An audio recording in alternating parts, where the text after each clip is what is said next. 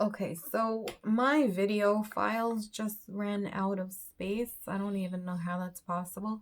I'm gonna try to link these together.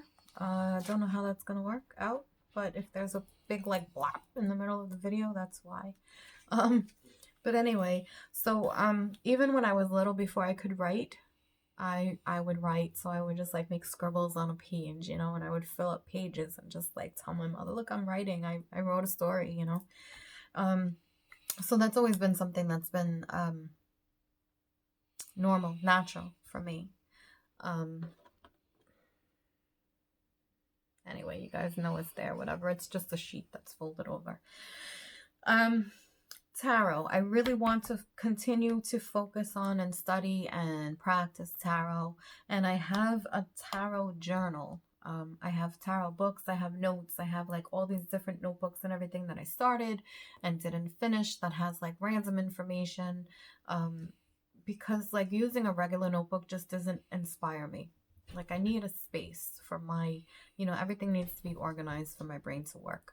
So what I did was I went on Zazzle and I created my own binder, and it says tarot journal on it, and on the cover it has a picture of my favorite, that was my cat, my favorite tarot card ever, and that's the Two of Pentacles by the Deviant Moon Tarot. I just love it. The whole, you know, like creepy, kind of cool, like gypsy, and her pose and her face. She's a gypsy, like belly dancer, and she's got the two pentacles with the moon in the background. Just everything about that card just speaks to me on so many levels. So I have that picture put on the front of the book, and it says tarot journal, and I bought dividers and, you know, paper and everything. I'll make a separate video for that. I'm still waiting for the journal. It didn't come in yet. But so I have piles of like papers and notes and books and different things that I'm just going to all kind of incorporate into that one book when it gets here. So I really want to continue to focus on my tarot studies. So that's something I hope to check off fairly often for the month. Reiki, I'm a Reiki 2 practitioner. So I really want to get into the habit of practicing self Reiki and practicing distance Reiki and Reiki on my husband and my pets, and, you know, like really, really bring that more into my life. Meditation, of course, I want to incorporate meditation more on a daily, semi-daily, at least weekly. Some of these things I'm shooting for weekly, you know, at least journal once a week, at least meditate maybe 2-3 times a week. I know more is ideal, but I'm trying to be realistic, and I'm trying to not overwhelm myself with all these new habits for the new year and just completely just have everything tank to shit. And then altar work. So altar work, I have a few altars set up throughout my house. Actually, I have a gratitude altar, I have a healing altar, I have a working altar, which is really just a shelf on the wall where I'll just put like, you know, my sigil or my list with a candle, a couple of crystals. I have a lot of stuff just because I like stuff. I like the witch stuff. I like the crystals. I like the statues. I like, you know, I love all that stuff. But I also like things that are more original. So like I like to go to Pagan Pride and buy like handcrafted items, or Etsy is a big thing. Again, Zazzle, you know, people create books. You can make your own kind of like book layout, whatever. Not layout, but cover. You could design your own book. So I'm all for like individual, original, personal kind of items. So my altars may or may not get the love and attention that they deserve. But again, I mean, I'm not that type of a witch really to do a lot of ritual. Hey, my cat is climbing my leather couch. Love her. I love her. So that's just the, and this is all going to be trial and error. Like I said, you know, I may or may not get to these things. I didn't do these for every month for the whole year. So I only did one for January. I'm going to see how January goes, decide if it's something that I want to continue, maybe take a few things off to put some, you know, less pressure on myself. But I'll make some type of tracker, something for February, whether it's the same or different. Now in Amy's books, on the back of the page for the month, which usually has like information about the moon, she just has some writing space. And this ties in for me with the Wheel of the Year. So what I'm going to do for the month here is just, you know, jot down a few things for the month that I observe. So the vibe for the month, the weather, how I'm feeling, you know, just overall observations, you know, like when the springtime comes, like March, April, May, around then, I'll notate when I start to notice the flowers coming up through the snow, you know, things like that. And that'll kind of help me to also set the tone and work my Wheel of the Year. So the Wheel of the Year is going to be a work in progress for this year as I add to it and maybe adjust the column. The Wheel of the Year doesn't have to be equal sections. You know, that's another thing you always see in the pagan Wheel of the Year. You have an equal section. So you have the equinoxes and the solstices. But in between that, you know, it can kind of overlap and it can kind of shift, you know. Like for me here this year, you know, September 21st was the beginning of fall. It was nowhere near fall. We still had our air conditioners on. It was still hot. You know, it didn't really start to feel like fall. I mean, there were a few days in between here and there that got kind of like chilly and dark and windy and rainy and things like that. And that for me is like fall. But for the most part, it didn't really feel like that until mid-October, the end of October, you know. So the weather patterns and everything don't specifically fall on just because it's September 21st, all of a sudden we're going to have fall weather. No, it doesn't work that way. So it's important to me to really recognize those changes and when they actually take place, as opposed to when the books say that they're supposed to take place. You know, of course, there's the you know, the whole, the days get shorter from the solstice on, right? Or I'm confusing myself. But, you know, of course, the times of the day get shorter, you know, and you start to see it's darker earlier, things like that. But I mean, December, today is what, December 8th? And, you know, the 21st is the winter solstice, and the days are going to start to get longer already. But we're nowhere near out of winter. I mean, we barely had any snow or anything like that. We can get snow up until, you know, March, April, even sometimes. I'm in New York City, so I'm you know, on the East Coast in the United States. So for me, like, and that's why, like, in February, you know, in bulk, it doesn't mean anything to me because, yeah, I know the spring is coming, but I got like 2-3 months of cold weather still. Like, it doesn't really resonate. So I know that's why I don't really follow some of the Sabbaths. So I'm going to do that every month. And then, so let's skip through. I think that's pretty much it for the, I mean, for the monthly, right? So I kind of tried to keep it neater. I have the month divided into half up to the 15th with the line here. I have my bills when they're due in green. You know, any like extracurricular things or fun things or whatever are in orange.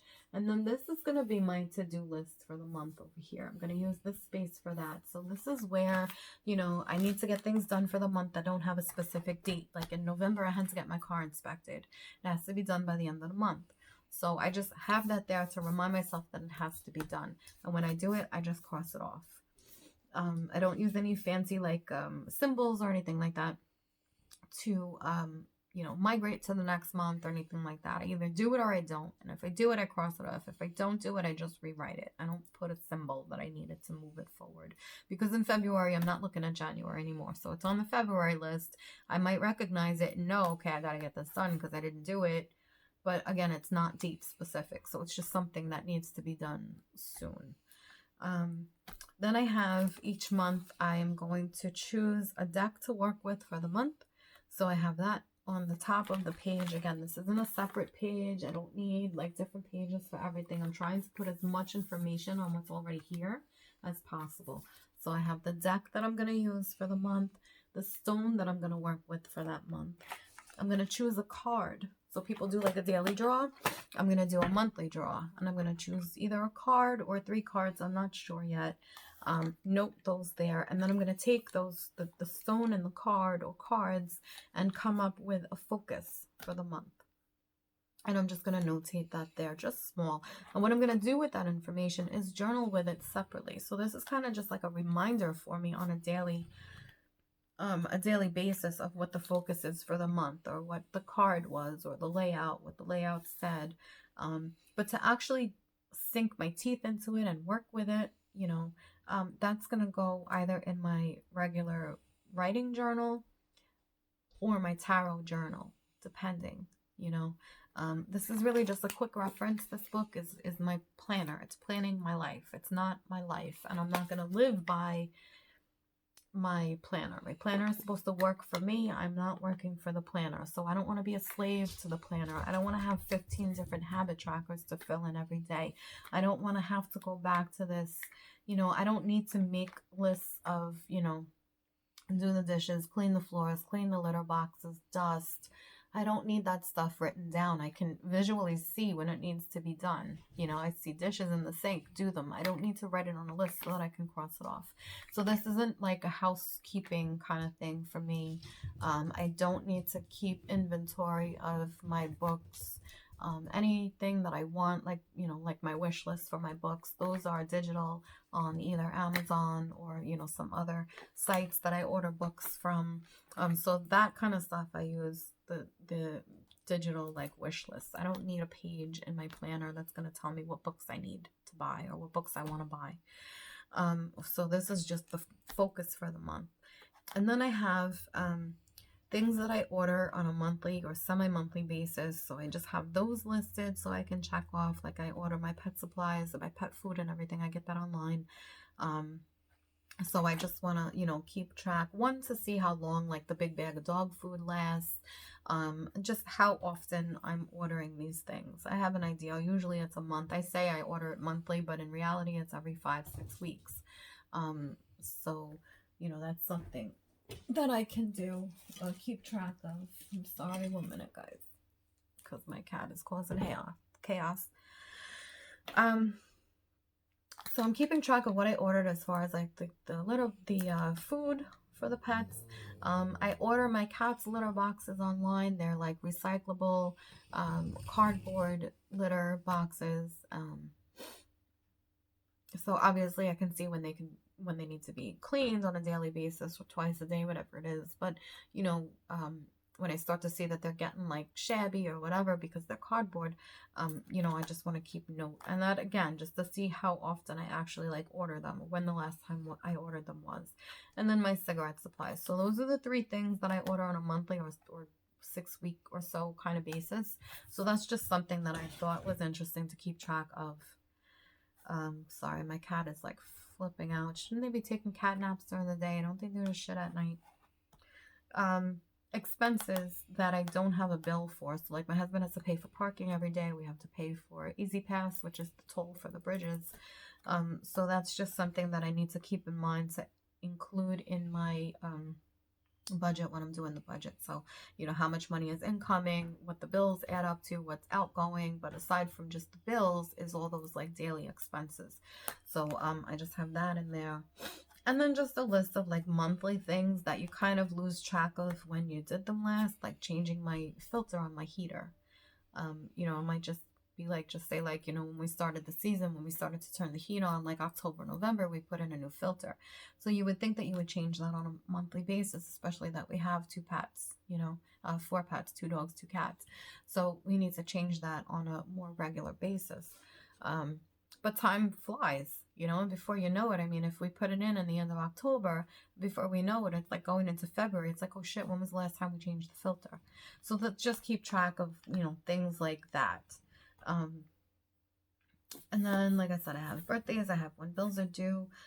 So I like to write the bills when they're due on the calendar so I can see like the month broken into half. So it's like, all right, well, when my husband gets paid on the 1st and the 15th, or the 30th and the 15th, I should say.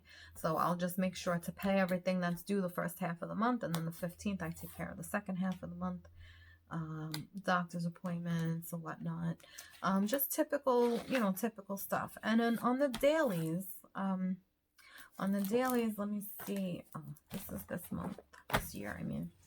So on the dailies, what I'm trying to get into the habit of doing is just making I call them mini journal entries. So just on a daily basis, just things that I did, like what I did for the day. You know, if I went to work, obviously, you know, I'm not going to write that I went to work. But if I called out sick, I'll write in that I called out sick. Or if it's on the weekend, you know, I'll just write what we did then.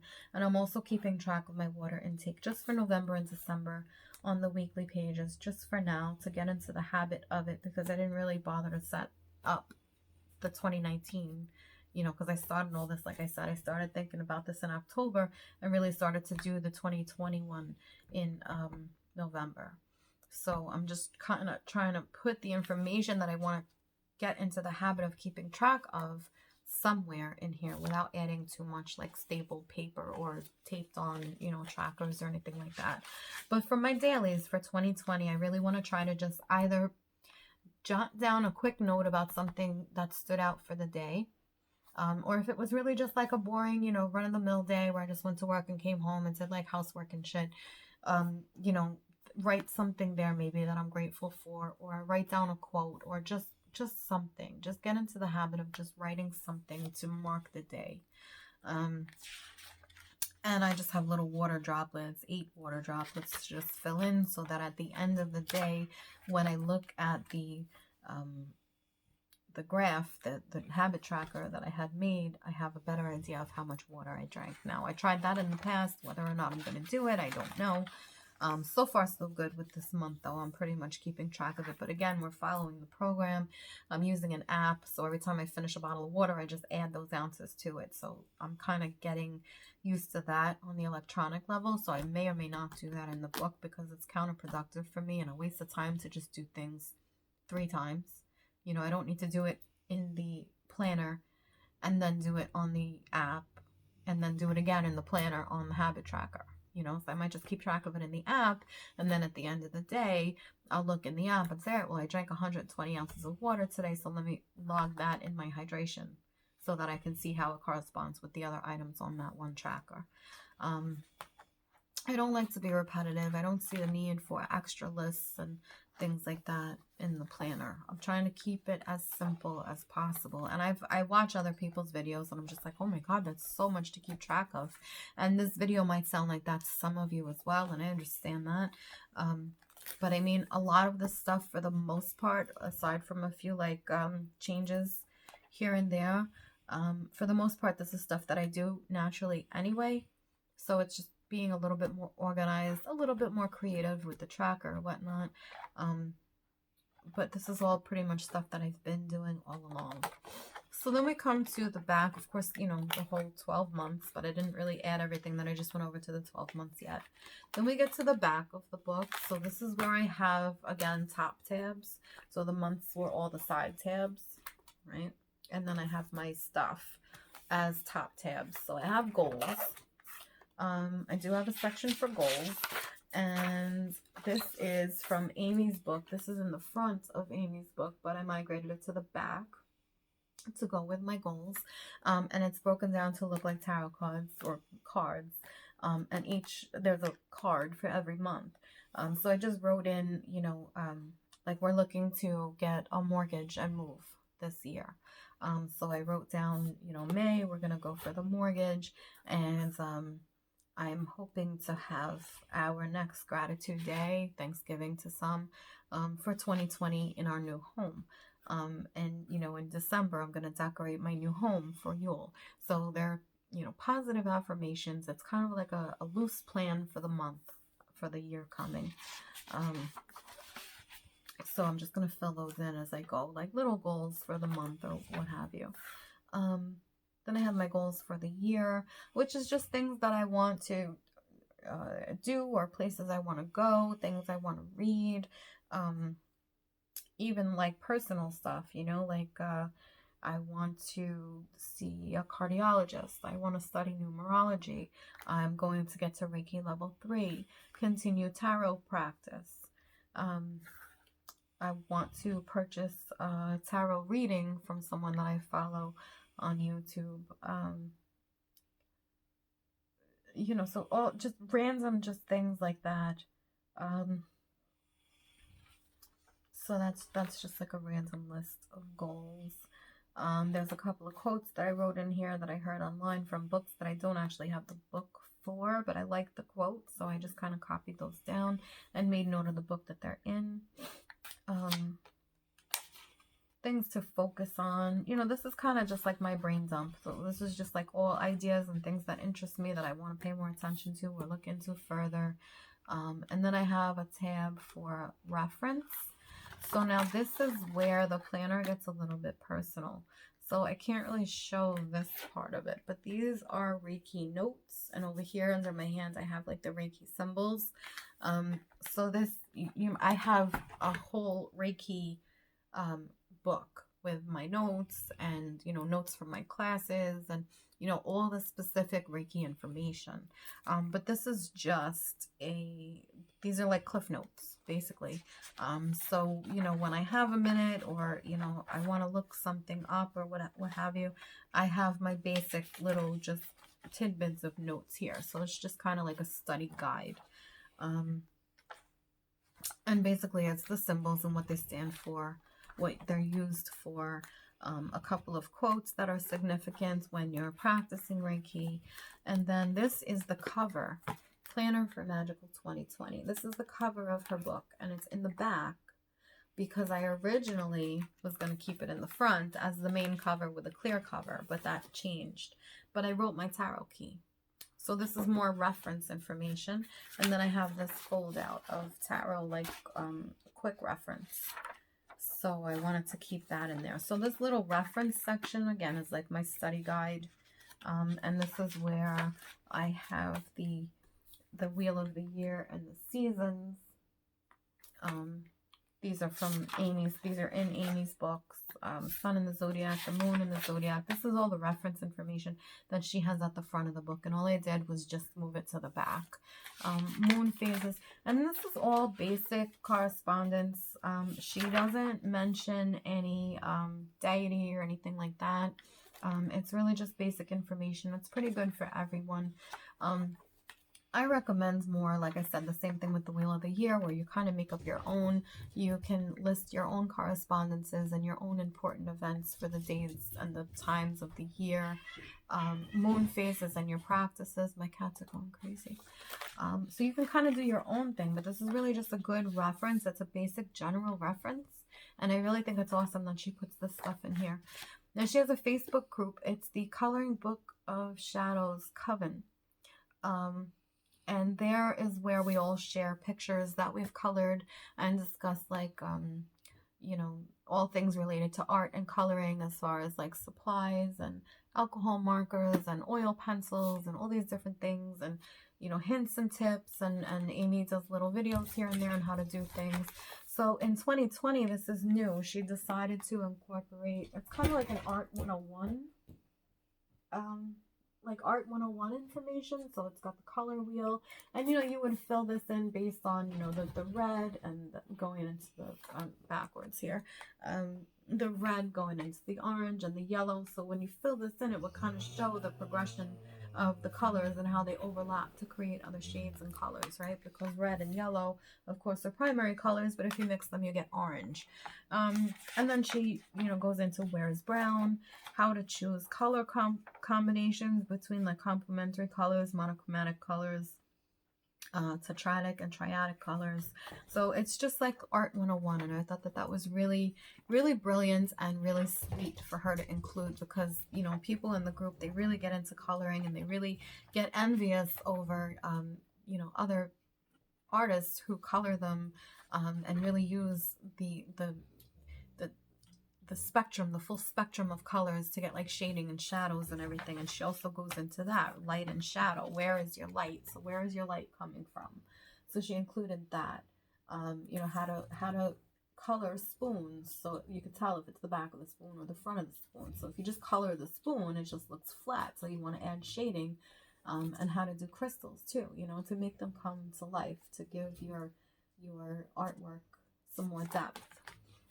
And then color magic. I just did this, you know, one day sitting and watching TV because I was just all plannered out. I couldn't think anymore, but I just wasn't ready to stop. So I just colored in little candles. She has chakras and the Wheel of the Year. correspondence, scrying and divination basics, and that's like 4 pages.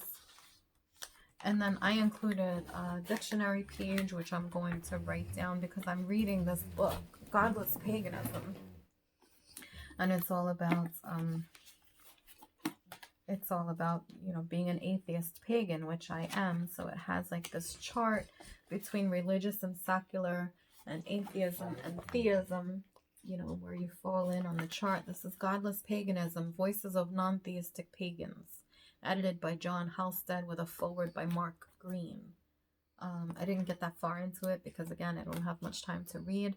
But there's Atheopaganism on Facebook. There's a group, and it's Atheopaganism is really like a new kind of, I don't want to say religion, but it's a new like way of thinking that includes atheist pagans and atheist witches, and we do exist, and it does make sense. And if you're interested, you can look that up. You can get the book. This is a compilation of all different people, and so it's not like it's not a book by the author. It's just a compilation of different people and their experiences and how they practice and their thoughts, and how it all makes sense to them. So if you're not feeling working with deity, you don't believe in God or gods or goddess, and you like to work with, or you believe in the scientific facts of nature, you can always look into that, because it is a thing. Okay. So I just want to write down some definitions from that, because they do get confusing and they do overlap, and I just want to have like a baseline understanding for myself, for the labels overall. And then I have finances. I want to keep track of, we're, like I said, we're doing this nutrition based diet. My husband is on some medications that we're hoping that he'll be able to lessen, since we're eating a lot healthier. But I do want to keep track of how much those medications cost on a monthly basis, because I kind of just go and buy them, and just, it is what it is, because I have to buy them. But I'm just curious to see how much they cost and how the prices fluctuate on a monthly basis.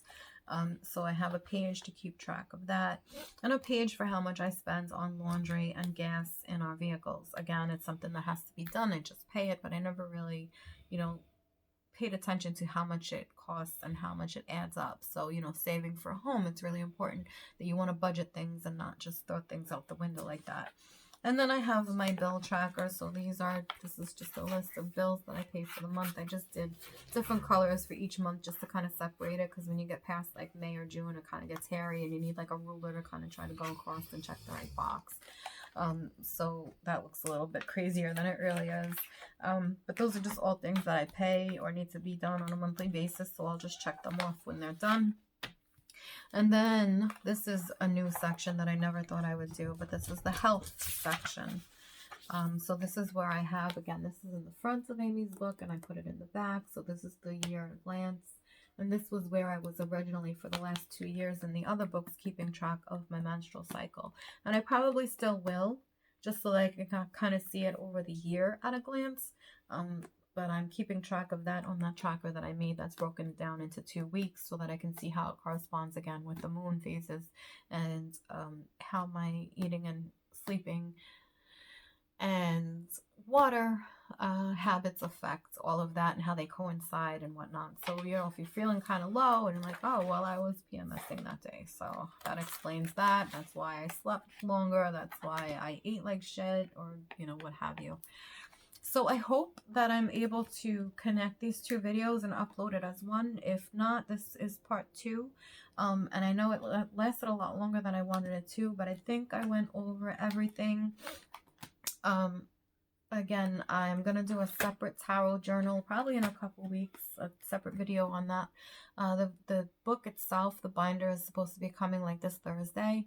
So I'll probably, if I get a chance, work on that to loosely put it together next weekend. And I'll see if I can't do that video next Sunday, but no promises, because I was supposed to do this video not this past Friday, last Friday. So I was going to do it last Friday and I didn't get to it. And I planned on doing it last Sunday and I didn't get to it. So I'm like a week, like 10 days late.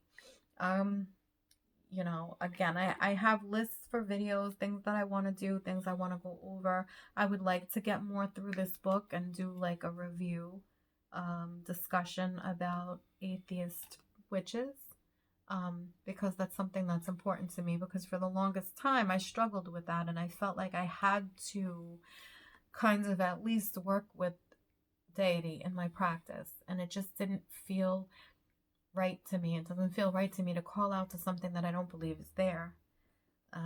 So there was always that kind of like a disconnect, and I really only came to terms with that within the last couple of years in my practice. But it's only now that I'm realizing that there's a much larger community out there than what I thought. So while I don't agree with, you know, especially atheopaganism, I'm in the group and I appreciate the group, and everyone's thoughts and opinions and everything like that. I don't fully, you know, agree with everything in that either, but it's closer to my beliefs than anything else that I've come across, and I appreciate that being there. So I do have the Atheopagan book from Mark Green. It's not out though. I thought I had it here. But I do have the book, but I really wanna read this one first, because this one is a lot more interesting to me, because it's, again, it's a compilation of all different authors, and I don't know. I know Ein Orga. She was on YouTube. I don't know if I'm saying that right. I'm sorry, but she's a beautiful person. She has some writings in here. She contributed to this book. I don't really recognize any of these other, just looking over it quickly here, I don't really recognize any of these other names, but I mean, it doesn't matter. They're people, you know, and they're including, excuse me, they're including their thoughts and their ways of being. So I'm really, you know, really excited to get into this. So I'm going to go and continue on with my day, because I slept late today because I didn't get a lot of sleep this week, and I just needed to catch up. And it's already kind of late, and this video is a lot longer than I expected. So again, I'm hoping to be able to combine the two. If not, there's two separate videos, and this is part 2, and this is the end of this one, I promise. So I won't ramble anymore. But if you guys have any questions, of course, you know, you leave comments, and I'll try to get back to you guys within a few days. I will see maybe in a few months, February, March or so. Maybe I'll just do a follow-up just to see if I migrated that tracker, how it's working out, and any changes that I might have made, how the bullet journal thing is holding up, and everything like that. And yeah, I mean, you know, definitely look around. There's a lot of bullet journals. There's planning. There's witchy bullet journaling. There's a lot of free resources online. This is called disc binding, D-I-S-C. These are discs, and they bind the book, so disc bound. Amy Sassari, it's coloringbookofshadows.com is where you can find her planners. She has books of shadows. She has witch life. She has a tarot. Oh, real quick, she has a tarot journal, which I have here. I'm going to incorporate into my tarot journal. So she has this book. Again, it's a coloring book, and it's a layout. You know, there's some blank pages, and it has, you probably can't see it, but it has a dot grid on the blank pages. It has, you know, empty card pages where you can fill in, and I'm doing this ass backwards, I apologize. You know, different layouts. She's got one here with the cards on the bottom, you know, and space to journal. So there's definitely like tarot information in here about the major and minor arcana. Let's go over this real quick here. Tarot journal, discover the secrets of your inner guidance. Your intuition is a powerful force. Pick a card and believe in your magic. A lot of coloring, but a lot of blank pages to kind of journal, basically. And this in itself is a journal, you know, but of course I have to go and add to it and do my own thing, because that's what I do. So I might keep this book together as is, or I might take this apart and add it to the binder, because the binder is 8.5 by 11, and I believe this is like 9 by 6. So this is a little bit bigger than her planner. So this might be like a 9.5 by 7 maybe, but it'll fit in the 8.5 by 11 without being too off. So I haven't decided yet, but that's for the tarot. That is for the tarot journal video that I will follow up and do in hopefully by the end of the month. So yeah, so check out coloringbookofshadows.com. She has a lot of different books, a lot of different resources. You can join the Facebook Coven group. She sends out freebies like pages to print, PDFs to print, to color for the different Sabbats. She also, this video is not sponsored by her or anything. I just love her concept. She has a witch's composition book, which is just, I mean, look at the black and white. Their eyes and stars and moons. It's so cool. And it's just an empty book. It's just an empty composition book with just little tiny designs on each page, you know. And I'm turning this into kind of like a natural resource book. So I'm just filling in like different uses for things like Epsom salt, baking soda, lemon juice. I have my list somewhere, but you know, just things like that. Everyday household apple cider vinegar, everyday household items, and how you can incorporate them into your life to live a cleaner, healthier, more natural life with less chemicals. So I'm going to wrap this up because I can continue talking, but I hope to be back in touch with you guys soon. Questions, comments, you can subscribe, you can share. I hope you enjoyed the video. And be well, everyone. Have a happy new year. If you're, well, I hope to see you again before then. But, you know, happy holidays for those who are celebrating Hanukkah or whatnot coming up. Enjoy time with your family. You know, practice gratitude. Just be mindful. Just be mindful of things that just pop into your brain. You know, you don't have to sit there and like, what am I grateful for today? Oh, I'm grateful that I had dinner. I'm grateful that I have a home. Of course, yes, you are. But just, you know, try to pay attention to just random things that just come to you that just make you stop for a second and just realize, wow, that's really awesome, or that's really magical, or that's really special, or this person really means something to me in my life, you know? So just be mindful of that stuff. Have a magical day, and I'll see you soon. Bye.